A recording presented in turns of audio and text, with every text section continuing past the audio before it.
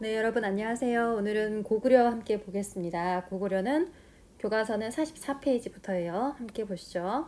일단 주몽에 대해서 모르는 친구는 없을 것 같아요. 주몽이 졸본이라는 지역에 나라를 세웠다. 그런데 이후에 이제 천도를 하게 되죠. 자, 이 지도 한번 보시죠. 지도 보시면 처음에 졸본이라는 지역에서 건국했다가 이후에 이제 국내성으로 천도, 즉 옮겨갔다라는 뜻입니다. 도읍을 옮겼다 할 때는 우리가 천도라는 단어를 써요. 이렇게 움직였습니다. 자, 한번 보죠. 그럼 여기다가 국내성이라고 쓰면 되겠네요. 그렇죠? 국내성이라는 곳으로 천도, 도읍을 옮겼습니다. 지난 시간에 공부한 친구는 알겠죠? 고구려는 농사짓기에 적합치 않았기 때문에 다른 지역으로 이제 침범, 정복 활동을 통해서 원하는 것을 얻었다. 여기 보면 활발한 정복에 초점이 맞춰진 국가입니다. 자, 1세기 이후에 보시면 옥저를 정복한대요. 옥저, 지난 시간에 배웠죠? 여기 옥저를 정복하고 현도군도 배웠습니다. 고조선이 멸망한 이후에 중국 한나라가 고조선 땅에다가 4개의 군을 설치했다. 그 중에 하나가 현도입니다. 여기를 공격했고 요동지방이라고 하는 지역도 역사책에서 진짜 자주 나오는 단어거든요. 여기 한번 지도 다시 한번 보시면 여기 랴오허강, 이걸 한자어로 하면은 요하입니다. 요하. 근데 이 요하를 중심으로 놓고 동쪽 방향, 우리가 이 지역을 뭐라고 해요? 요동지역이라고, 반대로 랴오허강을 중심으로 서쪽 지방, 반대로 뭐라 하면 되겠습니까? 요서라 하면 되겠죠?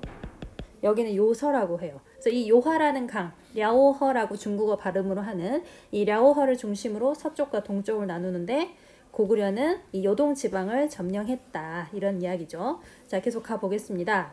2세기 되면은 게르부 고씨가 왕위를 세습한대요.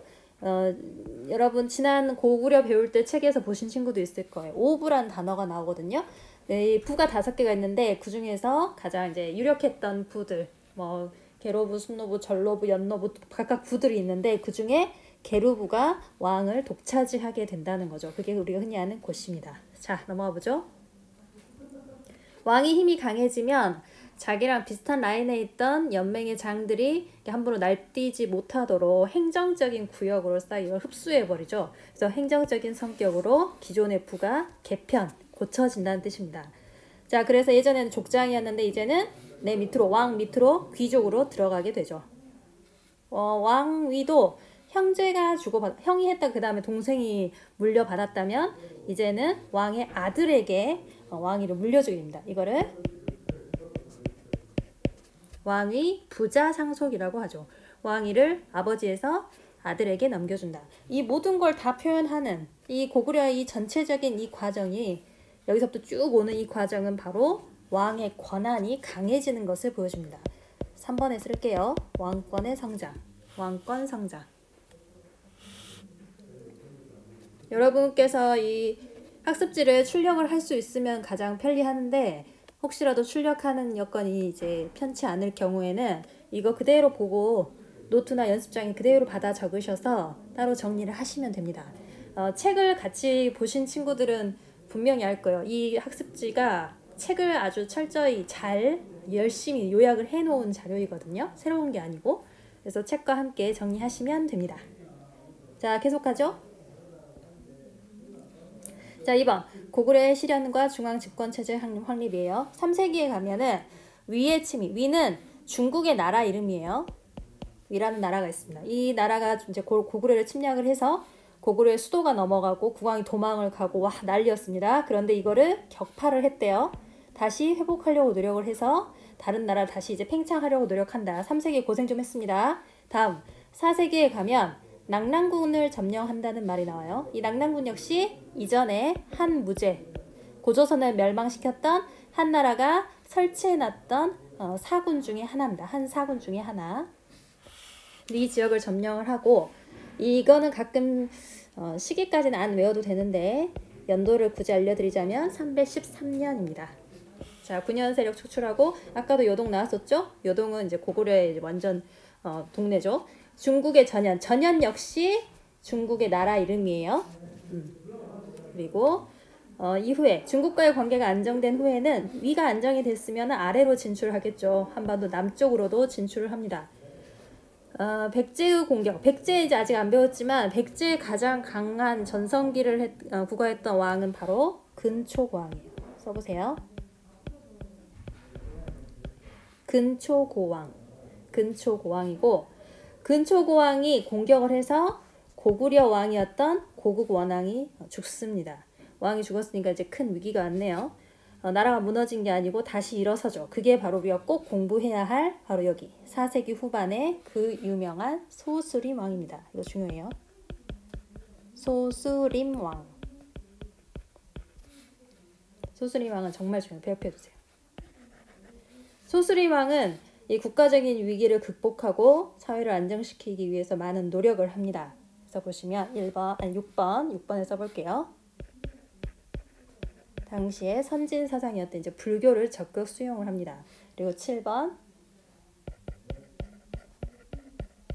태학은 학교예요. 태학은 학교이고 여기에서 유능한 인재들을 발굴해서 자신 이제 관리로 쓰는 것이죠. 우리나라 최초의 학교입니다.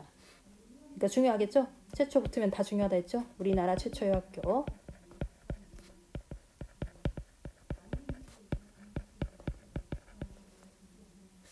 근데 아무나 입학을 할 수는 없고요. 귀족 자식만. 귀족의 자제만 입학할 수 있습니다. 여러분 다 정리하고 있죠? 귀족의 자제만 입학이 가능합니다. 그리고 이제 중국에서 도입된 율령을 반포를 하거든요. 여러분 이 세 가지는 반드시 알고 있어야 돼요. 소수림 왕의 역할, 불교를 수용하고 받아들이고 태학을 세우고 율령을 반포했다. 교과서 여러분 46페이지에 보면 율령에 대한 설명이 있어요. 율령은 사실 율령 격식이라고 해서 각각 이제 법규를 말을 해요. 나쁜 일 했을 때 벌을 주거나 행정적인 일을 할 때는 이런 순서대로 해라. 고치는 내용이 있으면 이렇게 고치자. 세세한 내용은 이렇게 하는 거야. 하고 이제 순서 절차 같은 거를 정해 놓는 건데 율령까지 반포를 해서 중앙 집권 체제, 힘이 중앙으로 즉 왕에게 집중되는 체제를 만들어 갑니다. 자, 이 사람 누구라고요? 소수림 왕이라 했죠? 교과서 한번 봅시다. 46쪽. 46쪽 보고 있습니까? 자, 여기 보시면 고구려의 소수림 왕이 기자하고 인터뷰를 하고 있네요. 자, 여기 한번 보세요. 전현, 중국 나라라 했죠? 전현의 침략으로 미천왕은 고구려의 왕이에요. 아버지인 고국원왕, 고국원왕이 소수림 왕의 아버지거든요.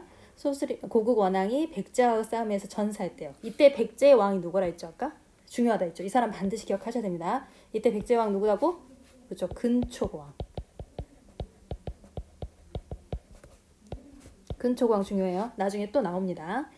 자, 근초고왕의 공격으로 아버지 고국원왕이 죽기까지 하고 아주 어려운 상황에 네가 왕이 됐다. 자, 그 다음 보세요. 즉위하는 후에 곧바로 무엇을 받아들였다고? 종교, 그렇죠. 불교입니다. 불교. 불교를 받아들이고 사회를 안정시켰다. 왕실의 권위를 높였다. 우리나라 불교의 특징이 그거예요. 중앙에서 즉 왕이 집중적으로 의도적으로 이렇게 받아들이려고 해서 국가 통치에 적극적으로 써먹는 게 이 우리나라 불교의 특징입니다. 자, 넘어가 볼게요. 그리고 무엇을 반포하여? 여러분 교과서 바로 조그만 위로 고개 올려볼래요? 여기 율령 있죠? 율령? 교과서 위에 다 설명이 나와 있습니다. 자, 보시면 여기다 쓸게요. 율령을 반포하여. 자, 율령을 반포하여 국가를 다스리고 질서를 유지하기 위한 규범을 갖추었대요. 자, 무엇을 설립한 것? 그렇죠. 학교겠죠? 태학. 태학 반드시 기억하셔야 합니다. 태학은 우리나라 최초의 학교이고 귀족의 자제만 입학할 수 있다. 자, 태학에서 가르치는 것은 바로 유교 내용입니다. 유교. 별표. 자, 우리 기억, 니은, 디귿 다 정리했네요. 다시 학습 자료로 갈게요. 네. 자, 3번. 고구려 전성기 형성입니다. 자, 8번에 들어갈 왕은 여러분 다 아는 왕입니다. 그 유명한 광개토대왕.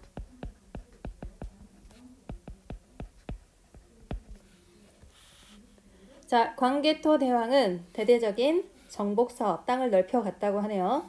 삼국 간의 경쟁이 더욱 치열해지고 백제를 공격해서 한강 이북이란 거는 한강이 북이란 뜻이죠. 북쪽 지역 땅을 차지합니다. 우리가 삼국을 얘기할 때 이 나라가 전성기냐 아니냐를 놓고 보는 기준이 있습니다. 그게 바로 어디냐면 한강이에요. 한강을 차지하고 있는 나라가 그 시대에 제일 잘 나가는 나라입니다. 근데 삼국 중에서 누가 가장 먼저 한강을 차지했냐? 다 알죠? 백제입니다. 백제. 근데 백제 거를 지금 고구려가 뺏어가게 되네요. 자, 9번. 9번에 뭐라고 쓰냐? 신라. 자, 신라에 침입한 왜군은 지금 현재 일본을 말하죠. 신라에 침입한 왜군을 광개토대왕이 가서 격퇴를 해줍니다. 이때 신라의 왕이 누구냐면 이것도 써두세요. 나중에 또 나옵니다. 내물왕입니다. 사실 이때까지 신라는 왕이란 말을 쓰지도 않았어요. 그래서 내물마립간이라는 단어를 썼는데 우리가 이제 편의상 교과서에서 내물왕이라고 표현을 하고 있어요. 자, 그리고 이제 중국 후연. 이건 중국 나라예요. 광개토대왕은 중국의 후연이란 나라를 공격해서 또 나오네요. 요동 지역을 또 확보를 했어요. 덕분에 철이 나오는 땅도 확보를 했답니다. 그리고 부여, 그리고 숙신, 이 민족 이름이에요. 부여와 숙신을 정벌해서 만주의 남부 지역에 이르는 영토를 넓게 차지한 왕이 바로 그 유명한 광개토 대왕입니다. 진짜 중요한 사람이죠. 별표. 여기서 정말 꼭 알아야 할 게 바로 이 연호입니다. 연호는 그 해의 이름 이렇게 생각하시면 돼요. 그런데 이 연호를 붙일 수 있는 사람은 황제만 가능합니다. 황제. 연호를 썼다는 것은 광개토대왕이 자신을 뭐라고 생각한 거죠? 그렇죠. 황제라고 생각한 건데 그 연호 자체가 아주 중요합니다. 영락. 여러분이 보시는 많은 자료나 이제 시험 자료 이런 것들에서 영락이라는 단어가 나왔다. 그럼 누구를 뜻하겠어요? 그렇죠. 광개토 대왕을 뜻하는 단어. 광개토 대왕의 시대라는 힌트를 주는 게 바로 이 영락이라는 단어거든요. 그러니까 꼭 기억하셔야 돼요. 이거 진짜 중요합니다. 광개토 대왕의 연호는 뭐다? 영락입니다. 중국 너만 황제냐? 나도 황제다. 중국과 대등한 국가라는 자신감을 보여주죠. 자, 다음 넘어가 보겠습니다. 11번. 이후는 장수왕으로 넘어가 볼게요. 자, 장수왕은 천도를 했답니다. 천도라는 거 배웠죠? 그죠? 도읍을 옮기는 거, 수도를 옮기는 건데, 자, 5세기 427년에 어디로 옮기냐? 평양입니다. 평양. 아까 졸본에서 시작해서 국내성으로 옮겼다가 평양으로 아예 남쪽으로 쭉 내려왔네요. 고구려라는 거대한 나라가 남쪽으로 내려왔을 때 이제 밑에 있었던 한반도 남부에 있는 국가들은 얼마나 무서웠겠습니까? 얼마나 걱정이 됐겠습니까? 그래서 변화가 생겨요. 그 나라들한테도. 자, 일단 한번 가보죠. 장수왕은 적극적으로 남쪽으로 남쪽으로 이동합니다. 자, 밑에 있었던 백제하고 신라는 가만히 있을 수가 없죠. 고구려가 내려오는데 긴장이 되겠죠. 그래서 이 두 나라는 서로 동맹을 맺습니다. 우리가 이거를 여기 제하고 라를 따서 뭐라 하냐? 나제동맹이랍니다. 나제동맹. 여러분 교과서에 나제동맹에 대한 이야기가 48페이지에 나와 있어요. 48페이지. 한번 가볼까요? 48페이지. 바로 여기네요. 48페이지에 보시면 나제동맹. 자, 백제 비유왕 때 신라에 사신을 보내 화친을 요청했대요. 자, 밑에 보시면 여기 한번 볼까요? 고구려의 남쪽으로 진출하는 정책. 고구려의 남진 정책이 본격화되자. 자, 이때 고구려 왕이 누구라고 방금 배웠죠? 그쵸? 쓰세요. 장수왕. 자, 장수왕이 자꾸 밑으로 내려오니까 백제하고 신라는 우리 친하게 지내자 라고 우호 관계를 맺게 됩니다. 자, 밑에 5세기 백제와 신라가 동맹을 맺게 된 배경. 동맹을 맺게 되는 그 이유는 뭐다? 고구려의 누가?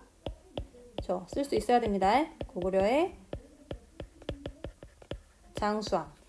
고구려의 장수왕이 즉위한 후에 수도를 어디로 옮겼다 했어요? 그렇죠. 평양으로 옮겼다 했죠.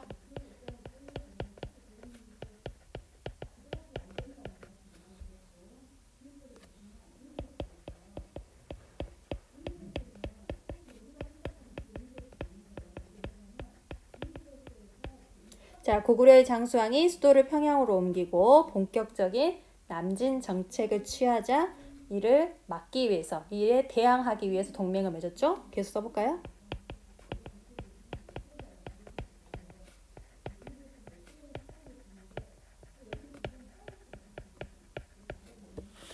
자, 고구려의 장수왕이 수도를 평양으로 옮기고 본격적인 남진 정책을 취하자 이에 대항하고자 동맹을 맺게 되었죠. 선생님 글씨를 못 써서 미안합니다. 자, 한번 계속 가보죠. 여기 옆에 바로 사실 답이 다 있어요, 여러분. 우리 학습 자료 다시 한번 봅시다. 계속 같은 이야기가 나오고 있네요. 남진 정책. 아래 남쪽으로 진출 내려간다. 나아갈 진입니다. 자, 백제를 공격하고 아예 이제 백제의 수도였던 한성을 접수를 합니다. 즉 백제는 수도를 뺏겼네요. 백제는 이제 도망을 가게 됩니다. 그러니까 백제 배울 때 다시 정확히 할게요. 자, 고구려의 장수왕은 남쪽으로 내려가서 백제의 땅을 공격하고 백제의 수도인 한성까지 함락을 해버립니다. 그때가 바로 475년. 아까 내려왔던 게 평양으로 천도했던 게 427년. 그죠? 그리고 중간에 이에 대응하기 위해서 나제동을 맺었던 게 연도는 안 외워도 되는데 433년입니다. 그러니까 이 사이에 400년대에 있었던 5세기에 있었던 아주 급박한 상황을 보여주는 거죠. 자, 한반도 중부 지역까지 고구려 땅이 됐어요. 이거를 이제 티를 내야겠죠. 그래서 여기가 우리 땅이야, 고구려 땅입니다 라는 표현을 하기 위해서 세운 게 바로 그 유명한 중원 고구려 비입니다. 이거 진짜 중요합니다. 별표 주세요. 교과서 49페이지 봐보세요. 바로 요것입니다. 여러분 교과서 이거 있죠? 49페이지. 49페이지에 보시면 중원 고구려비가 바로 여기 있대요. 여기. 보이시죠? 고구려가 한반도 안으로 깊숙이 내려와서 남한강 유역까지 진출했던 것을 보여주는 아주 중요한 비석입니다. 우리 한반도 안에 있는 유일한 고구려 비석이거든요. 그러니까 정말 중요해요. 그 유명한 광개토대왕릉비는 어디 있죠? 바로 여기 위에 있어요. 그러니까 한반도 안에 있는 건 아니잖아요. 근데 한반도 안에 있는 고구려비로 중원 고구려비 또는 지역이 충주이기 때문에 충주 고구려비라고도 합니다. 같은 이름이에요. 자, 여기 지도 보신 김에 5세기 전성기의 고구려 한번 보세요. 아까 장수왕이 천도했던 평양 어디였어요? 평양. 저 바로 여기 있죠? 평양.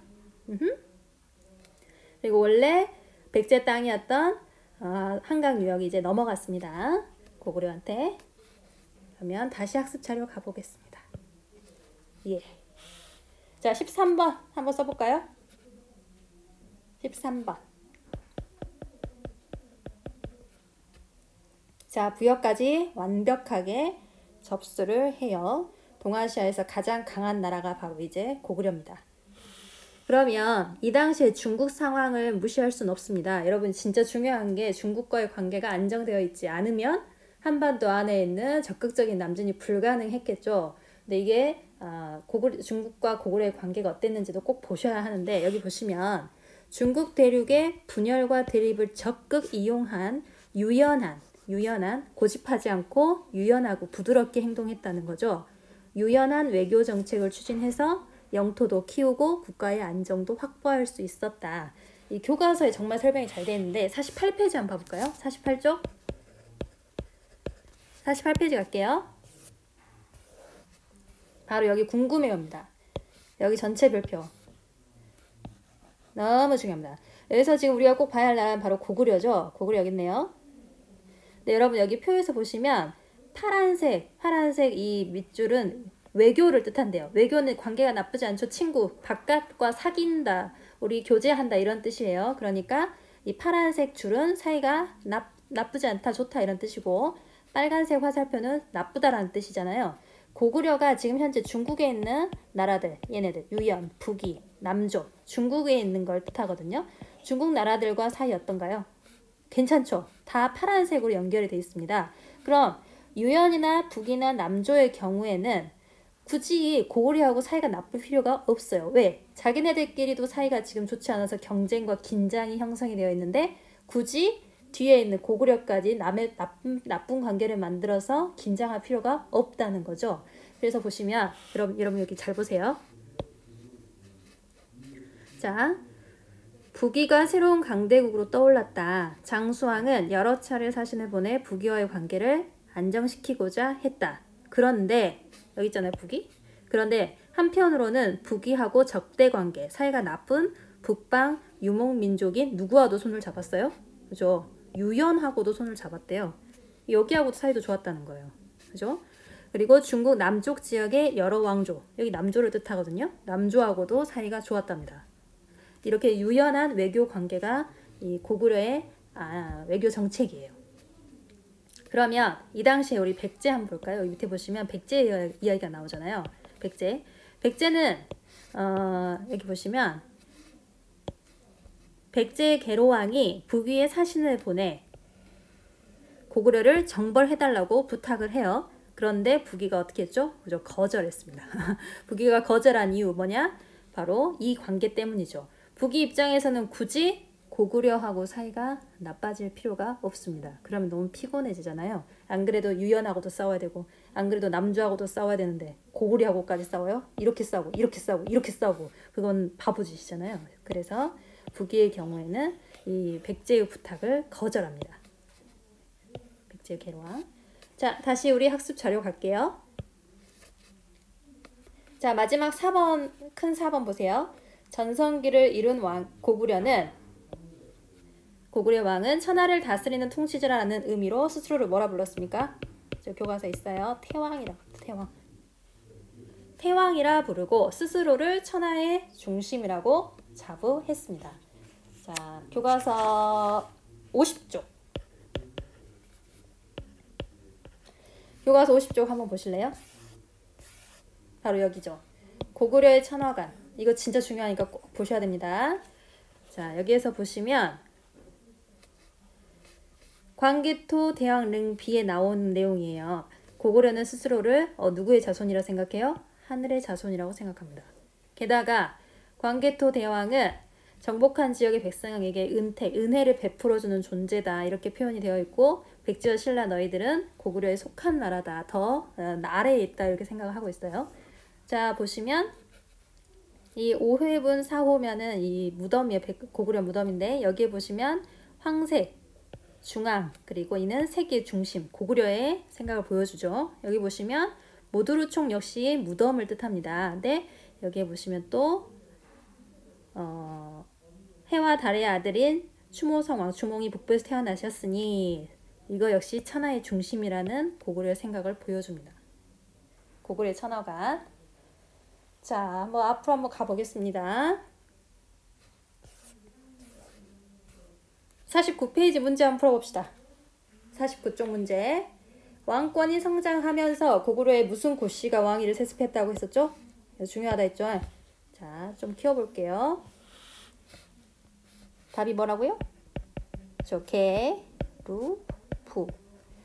자, 게루부의 고씨가 왕위를 세습하게 됐습니다. 나머지 부들은 행정구역처럼 변해서 중앙 귀족으로 왕 밑으로 들어가게 됐다.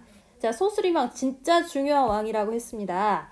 자, 소수림왕은 종교로서 뭘 받아들였죠? 그죠? 불교. 그리고 뭘 반포했다고? 그죠? 율령. 광개토 대왕 정말 중요합니다. 어느 나라에 일본 사람들이 쳐들어왔죠? 그죠? 신라. 신라에 침입한 왜군을 격퇴하였다. 자, 장수왕. 장수왕은 백제를 공격하여 정말 중요한 땅이라 했죠? 한강유역. 한강유역으로 영토를 확장시켰습니다. 자, 넘어가 보겠습니다. 자, 여러분 한번 풀어보세요. 소수림왕이 설립한 유학교육기관. 우리나라 최초의 교육기관. 귀족의 자제만 입학이 가능한 거. 뭐죠? 답은 그치, 태학. 광개토 대왕의 연호 반드시 알고 계셔야 된다 했죠? 영락. 장수왕이 새로 수도로 정했답니다. 어디죠? 그죠? 평양. 자, 4번. 장수왕이 견제하였던 북조에서 아주 강한 나라. 계속 나왔죠? 백제가 이 나라에 부탁을 해서 고구려랑 싸워주세요 했더니 이 나라가 거절했잖아요. 자, 이 나라 어디죠? 그죠? 북위. 다 풀었습니까, 여러분? 고생 많았습니다. 다음 시간에는 백제 가겠습니다. 백제 공부나 할 내용 꼭 보셔야 하고 51페이지부터 교과서 한번 정리해 보세요. 고생하셨습니다.